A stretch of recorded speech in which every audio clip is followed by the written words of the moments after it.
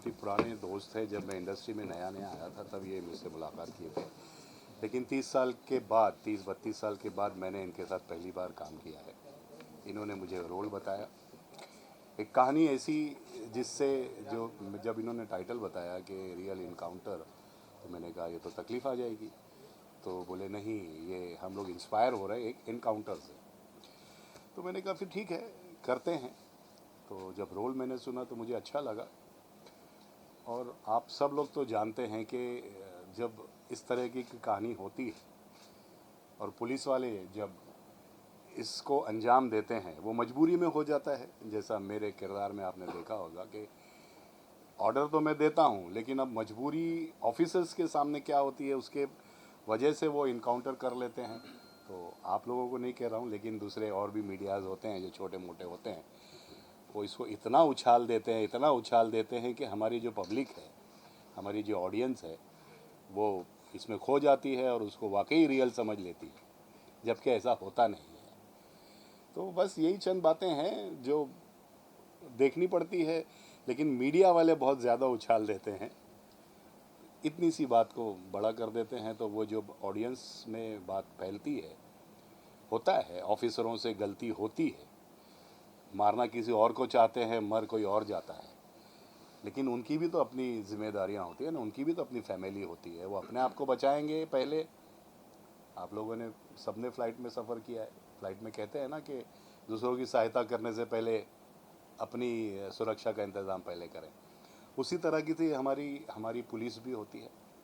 Police अच्छा करना चाहती है, और इसी ज़रिए, कहानी के ज़रिए हम लोगों ने बताने की कोशिश की है कि भाई ये एक इनकाउंटर था, रियल बनाया गया नहीं है, और था, उसको हमने बोलते हैं ना कि थोड़ा सा ड्रामेटाइज करके, स्क्रीन प्ले करके अच्छे से बना के आप लोगों के सामने पेश किया है।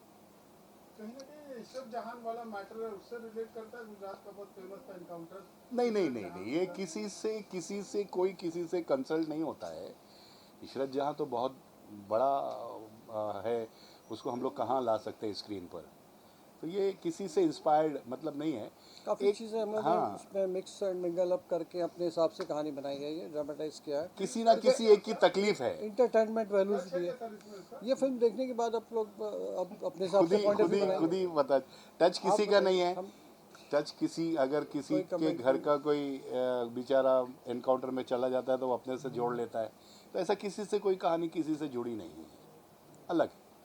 अनिल सर, आपकी गाड़ी चल रही है, गाड़ी को हम रोकना है, उसके रोकने के लिए क्या कर रहे हैं आप? गाड़ी को रोकने के लिए ब्रेक, ब्रेक के लिए ब्रेक ऑयल, लुब्रिकेशन, सब कुछ लगता है। अब बेसिकली पॉलिटिक्स गेम ही ये है कि कैसे किसी की गाड़ी चलाई जाए और कैसे किसी की गाड़ी रोकी जाए। बहुत इंटरेस्टिंग गेम है। बड़ा इंटरेस्टिंग कैरेक्टर था, जो कि पॉलिटिशियन बनने में बहुत मज़ा आता है, पावर की फीलिंग आती है। जैसे जज की चेयर पे बैठ के जज फील होता है आपको अपने पावर की, कि इसको आप जेल भेज सकते हैं, छोड़ सकते हैं, वो एहसास होता है। वैसा ही इस फिल्म में काम करके बहुत मज़ा आया। साबिर भाई से तो बहुत पुरानी पहचान है। जब इन्होंने कहा कि आपको आना है और अपने को ये करना, हमने कहा ज़रूर करेंगे। और वाकई अच्छी लाइनें थी, अच्छे डायलॉग थे, अच्छा सीन था, मज़ा आया। काफ़ी कुछ काम एक एक्टरों का बहुत आसान कर दिया था साबिर भाई ने, क्योंकि कई लोग चाहते हैं कि यार इधर से टेक लो, उधर से टेक लो, इधर से टेक लो, कम से कम 8 टेक देने होते थे। बट मैंने जब साबिर के साथ हमने काम किया तो हमें ऐसा नहीं लगा कि यार हम काम कर रहे हैं, हंसते खेलते आए, एक चाय पिए, जो चुस्की किए, भाई शॉट दिए, चले गए। मैंने हो गया, हाँ सर हो गया।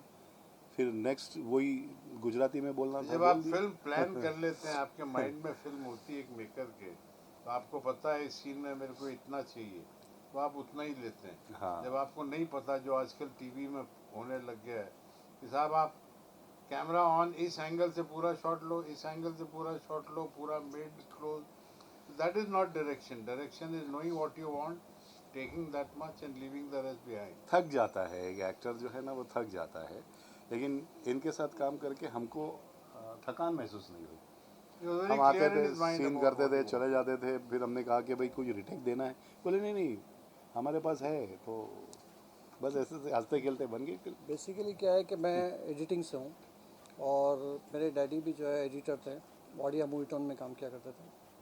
मतलब मेरे ख्याल से 1942 से लेकर तो 82 तक उन्होंने काफ़ी फिल्में की। शेख इस्माइल नाम है उनका। उन लोगों ने मतलब रिपोर्टर राजू में फिरोज़ खान को इंट्रोड्यूस किया था और उसके बाद में फिर गरी वाला क्या संजीव कुमार को निशान में इंट्रोड्यूस किया था। काफ़ी मतलब पारस मनी वगैरह काफ़ी फिल्में बनी। तो मैं बचपन से एडिटिंग मूविला पे हम लोग देखा करते थे। फिर जब मैं शुरू हुआ तो एडिटिंग से ही शुरू हुआ। तो मैं शुरुआत में एडिटिंग में था, जब फिर डायरेक्शन में आया तो फिर रमेश जी से लेकर फिर आर्मी में मुकुल जी के साथ में काफ़ी लोगों के साथ में काम किया। तो हमने सोचा कि ये जब से ये डिजिटल आ गया तो लोग क्या करते हैं कि पहले का हमारा एक प्रेशर होता था कि हम एक्स्ट्रा स्टॉक यूज़ नहीं करेंगे, स्टॉक महंगा होता था। तो वो एक हमारा स्कूलिंग है कि जितना चाहिए उतना ही लें, पहले ही डिफाइन कर लें। और मल्टी कैमरा सेटअप सभी लोग कहते हैं आज की तारीख में कि अच्छा होता है, लेकिन उसमें जो भी लाइटिंग होती है उसमें एक point of view correct cameraman कर सकता है, बाकी चीज़ें जो है बाद में फिर DI में करेक्ट की जाती है। और कई सीन्स ऐसे होते हैं जो मल्टी कैमरा सेटअप में अच्छा होता है क्योंकि परफॉर्मेंस वाइज हर सीन में ज़रूरत नहीं होती। अगर हमारे आर्टिस्ट अच्छे हैं और अच्छी परफॉर्मेंस कर रहे हैं तो मल्टी कैमरा सेटअप में इमोशनल सीन्स वगैरह है तो रिटेक मैच नहीं होती, वो ठीक है। लेकिन हर जगह यूज़ करने का कोई मतलब नहीं आता, जिसमें पूरे सीन्स वाइड में भी ले रहे हैं, मास्टर में भी ले रहे हैं और फिर क्लोज में भी ले रहे हैं, इसमें टाइम वेस्ट होता है। और फिर ये होता है, मैंने एक चीज़ ये देखा, जितने ज़्यादा टेक होते हैं तो आर्टिस्ट थक जाता है। 2 या 3 टेक 4 टेक तक तो ठीक है, लेकिन उसके बाद में जब वो आर्टिस्ट होता है तो उसकी थकान जो है वो स्क्रीन पे दिखती है। लोग हर एंगल से जो अलग अलग मतलब शूट करते हैं। साबिर सर, एक तो फिल्म आई थी जोली LLB करके, हाँ, जिसमें सेम मल्टी तरह कैमरा का सेटअप मुद्दा किया था। उठाया गया था, तो क्या उससे कुछ अलग होने वाली है फिल्म या फिर नहीं, क्या? देखिए क्योंकि वो चीज़ ऑलरेडी लोग देख चुके हैं, तो क्या अलग होगा इस फिल्म के अंदर? देखिए क्या जॉली उससे LLB का कंटेंट अलग था, सब्जेक्ट अलग था, और उसमें जो उन्होंने किया है वो उस सब्जेक्ट के हिसाब से। हमेशा क्या होता है कि मैं कभी भी किसी को मतलब ये टाइप नहीं होना चाहिए, क्योंकि हर सब्जेक्ट के लिए देखिए पहले के लोग जैसे हम लोग सब्जेक्ट के हिसाब से स्टॉक यूज़ करते थे, सब्जेक्ट के हिसाब से कैमरा टेकिंग और टेकिंग यूज़ करते थे। ये जॉली LLB का उसका अपना थॉट था, उसके हिसाब से उन्होंने किया है। हम लोग जो है अभी जैसे इसमें एक्शन भी है, गाना भी है और बाकी सब चीज़ें भी हैं, तो इसका थॉट अलग है। अगर कोई हम लोग जैसे अभी मैंने 2 फिल्में की थी, एक डबल क्रॉस एक करार। तो करार में हम लोगों ने क्या किया, मतलब उसमें एक पूरी फिल्म का कलर हम लोग DOP के साथ में बैठ के डिसाइड करते हैं कि फिल्म को क्या कलर देना है। पहले भी ये होता था कि हम कौन सा स्टॉक यूज़ करेंगे, कहीं और यूज़ करना है, कहीं गेवार्ड करना है या कहीं टेक्निकल करना है, तो उस हिसाब से फिल्म का बेस डिसाइड होता था। और टेकिंग भी मेरे ख्याल से उसी टाइप से डिसाइड होनी चाहिए कि हर जगह जो है हम लोग कैमरा हैंडल शॉट्स यूज़ नहीं कर सकते। कई फिल्में कई सब्जेक्ट रिक्वायर्ड करते हैं कि सटल हो, तो ये चीज़ें हैं। तो वो अलग अलग टेक्निक डिपेंड ऑन सब्जेक्ट होता है। अगर पीरियड ड्रामा कर रहे हैं तो वहाँ की टेक्निक अलग होगी, अगर थ्रिलर करेंगे तो उसकी टेक्निक अलग होगी। मतलब टाइप कास्ट नहीं होना चाहिए कि मैं अगर डायरेक्टर हूँ तो मेरी फिल्म ऐसी ही होनी चाहिए। सब्जेक्ट जो डिमांड करता है उसके हिसाब से होनी चाहिए। सर, ये जो आपने पिक्चर बनाई है, कि मैसेज किस लोगों को देना चाहते हैं, क्राइम पर है या? देखिए ये बेस तो क्राइम है। अब इसमें क्या है कि जो क्रिमिनल है उनका पॉइंट ऑफ व्यू, और जो पुलिस जो ऑफिसर्स हैं जो लोग इनकाउंटर करते हैं या जो उन्होंने किया है उनका उनकी उस फील्ड में सिचुएशन उनकी क्या होती है। फिर उनके जो हेड्स होते हैं, जैसा अभी ये हैं DIGs और जो कंट्रोल रूम में जो बैठे होते हैं, उन पर क्या प्रेशर होता है।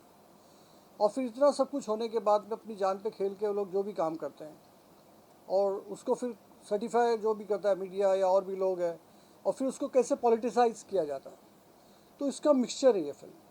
दिखाना यही चाह रहे हैं कि किया है। हाँ कभी-कभी सर जो क्राइम में रियल इनकाउंटर की जगह सब फर्जी इनकाउंटर हो जाता है, तो उसमें नहीं सर कितना ये सुनिए, मैं क्या बता रहा हूँ आपको, कई बार क्या है, मैंने ये कहा ना कि फर्जी इनकाउंटर वाली बात जो है, एक छोटी सी बात बताता हूँ। हम लोग पहले एक न्यूज़ देते हैं कि आज एक आदमी को पकड़ा जो टेररिस्ट है या जो क्रिमिनल है।